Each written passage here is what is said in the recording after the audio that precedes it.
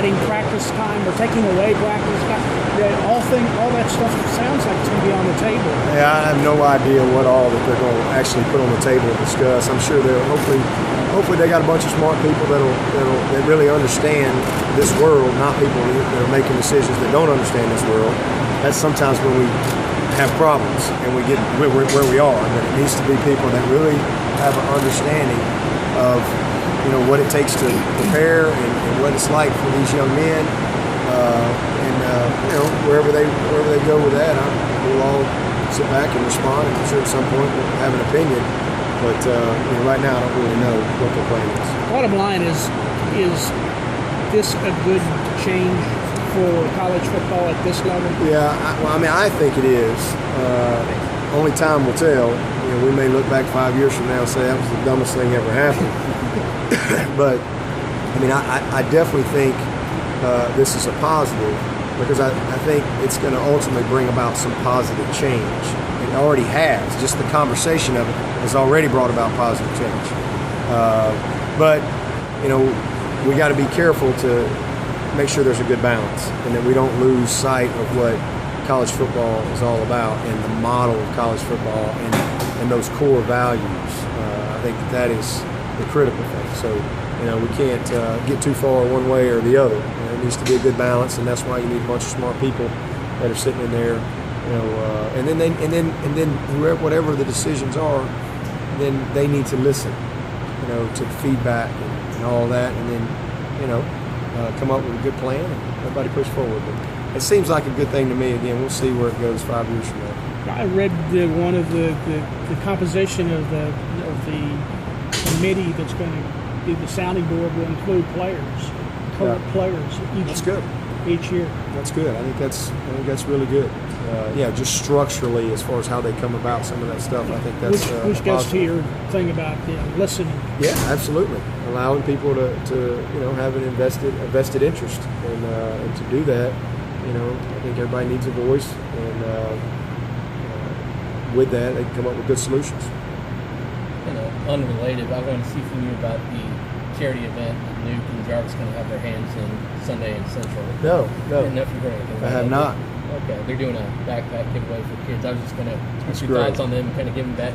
Well, that's great. I'm not surprised to hear that. That's one of the things that we try to incorporate in our program is when guys leave here, they've experienced the joy that comes from helping others and giving. We if they don't do anything but just what we require, they're going to leave here with about 100 hours of community service if they don't do anything on their own. And so, hopefully through that process, when young men leave, they understand the importance of giving back, and that's just kind of hopefully becomes part of their DNA. And so it's good to hear when guys have opportunities to make a difference, especially where they came from, that they take advantage of that. Immediately talking to David Olsson, you can tell he's a Stanford guy. We're going to all work for David Olsson one day.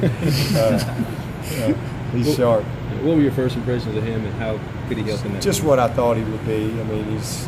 He's a natural leader, and he's demonstrated that all summer. He was one of the best leaders we had this summer, and he just got here, and he gets along with everybody. Everybody likes him. He goes out of his way to establish relationships and to serve others, and he's just an easy guy to be around, and we don't have anybody that works harder. And that was one of the things he told me. He said, "Coach, nobody's going to work harder than me. I'm going to work every day to be the starting quarterback, and if I'm not the starting quarterback, if I'm the scout team guy, I'll be the best scout team guy on this team." And that's exactly what I've seen, just tremendous work ethic and commitment and a desire to be a great teammate. We mess with him every now and then. We love it when he makes a mistake. I said, "I thought you were a smart guy," something like that. So, but he's a great young man, and going to have an incredible future. Give us a quote of your 4 graduates today. Yeah, today is a great day.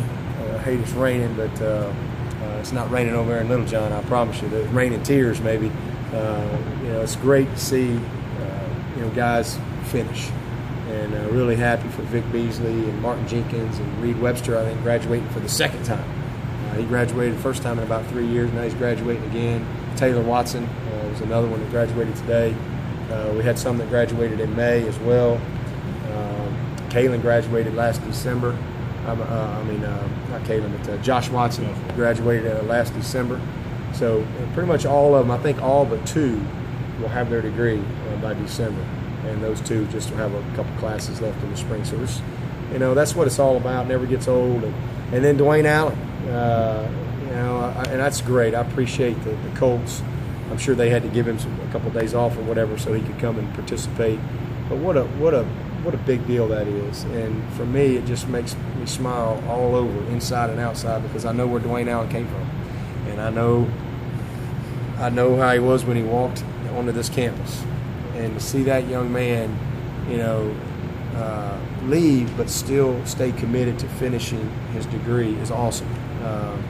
It's such a great example to so many others, and leave it to Tim Beret. He told me it's the first time in school history to have 2 consensus All-Americans graduate on the same day, Vic Beasley and Dwayne Allen. So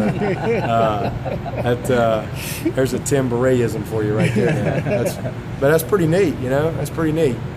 First of all, it's hard to be a consensus All-American. You've got 2 of them, and to time it up where they both graduate at the same time is probably even harder. So really, really proud of those guys, and I look forward to seeing Dwayne. I think I'm going to see him over here at lunch. Hopefully we'll have a bunch more in December.